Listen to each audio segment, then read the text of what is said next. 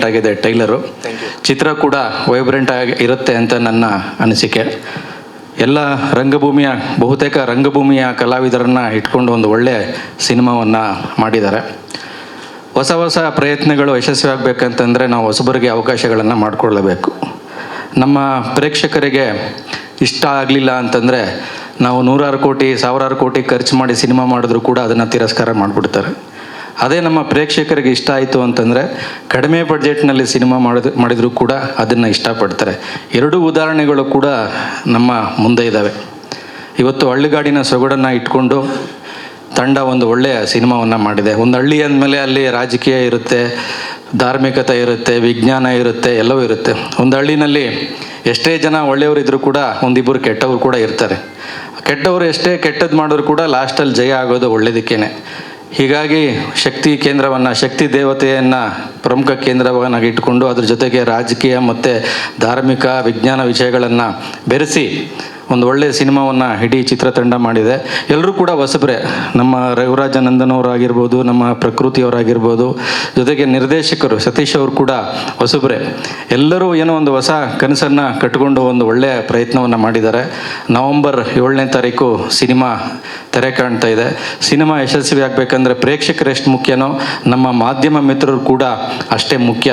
ನೀವೆಲ್ಲ ಸೇರಿ ಹೊಸಬರೇನಿದ್ದಾರೆ ಅವ್ರಿಗೆ ನೀವು ಹಾರೈಸಬೇಕು, ಅವ್ರಿಗೆ ನೀವು ಆಶೀರ್ವಾದ ಮಾಡಬೇಕು.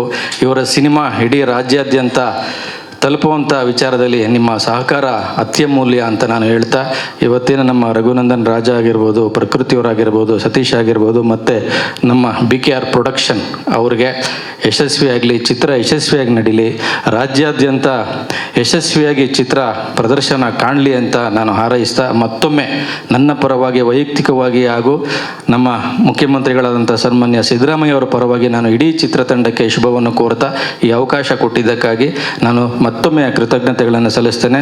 ನಮ್ಮ ಮಾಲೂರು ವಿಜಯ್ ಇಲ್ಲಿದ್ದಾರೆ, ನಮ್ಮ ಸನ್ಮಿತ್ರರು, ಸುಮಾರು ಒಂದು 30 ವರ್ಷಗಳ ಪರಿಚಯ ಮಾಲೂರಿನವರು. ನಾನು ಕೋಲಾರದಲ್ಲಿ ಪತ್ರಿಕೋದ್ಯಮದಲ್ಲಿದ್ದಾಗ ಅವ್ರ ಜೊತೆ ನಾನು ಕೆಲಸ ಮಾಡಿದ್ದೇನೆ. ಅವರೊಂದು ಪ್ರಿಂಟಿಂಗ್ ಪ್ರೆಸ್ ಇಟ್ಕೊಂಡಿದ್ರು ಮಾಲೂರಲ್ಲಿ. ನಾನು ಅವಾಗ ಕೋಲಾರವಣಿಯಲ್ಲಿ ಕೆಲಸ ಮಾಡ್ತಾಯಿದ್ದೆ ಕೋಲಾರಲ್ಲಿ. ಆ ಕೋಲಾರಲ್ಲಿ ನಮ್ಮ ಪ್ರೆಸ್ಸಲ್ಲಿ ಪ್ರಿಂಟಿಂಗ್ ಮಿಷಿನ್ ಕೆಟ್ಟೋದ್ರೆ ನಾವು 2 ವೀಲರಲ್ಲಿ ಮಾಲೂರಿಗೆ ಹೋಗಿ ಅವ್ರ ಪ್ರೆಸ್ಸಲ್ಲಿ ಪೇಪರ್ ಪ್ರಿಂಟ್ ಹಾಕ್ಕೊಂಡು ಬರ್ತಾಯಿದ್ವಿ. ಅವತ್ತಿಂದ ನಾನು ಅವರ ಗೆಳೆಯನಾಗಿದ್ದೇನೆ. ಅವರು ಕೂಡ ಚಿತ್ರತಂಡಕ್ಕೆ ಭಾಳಷ್ಟು ಸಹಕಾರವನ್ನು ಕೊಟ್ಟಿದ್ದಾರೆ. ಮತ್ತೊಮ್ಮೆ ನೀವೆಲ್ಲರೂ ಕೂಡ ಚಿತ್ರತಂಡಕ್ಕೆ ನಿಮ್ಮ ಸಹಕಾರ ಅತ್ಯಮೂಲ್ಯ. ನೀವೆಲ್ಲರೂ ಸಹಕಾರ ಕೊಡ್ತೀರಿ ಅಂತ ನಾನು ಭಾವಿಸಿದ್ದೇನೆ. ಚಿತ್ರತಂಡಕ್ಕೆ ಮತ್ತೊಮ್ಮೆ ಶುಭಾಶಯಗಳನ್ನು ಕೋರಿ ನಾನು ಮಾತು ಮುಗಿಸ್ತೇನೆ. ಎಲ್ರಿಗೂ ನಮಸ್ಕಾರ, ಧನ್ಯವಾದ.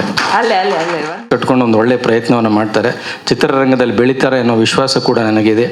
ಹೀಗಾಗಿ ಬೆಳೀಲಿ ಅಂತ ನಾನು ಅವ್ರಿಗೆ ಹಾರೈಸ್ತೇನೆ. ಚಿತ್ರ ಯಶಸ್ವಿಯಾಗಿ. ಓಕೆ ಸರ್, ಧನ್ಯವಾದಗಳು ಸರ್. 1 ನಿಮಿಷ ಸರ್, ವಿಜಯ್ ಸರ್ ಹಾಗೆ ಸತೀಶ್ ಸರ್ ಬರಬೇಕು ವೇದಿಕೆ ಮೇಲೆ. ಟೀಮ್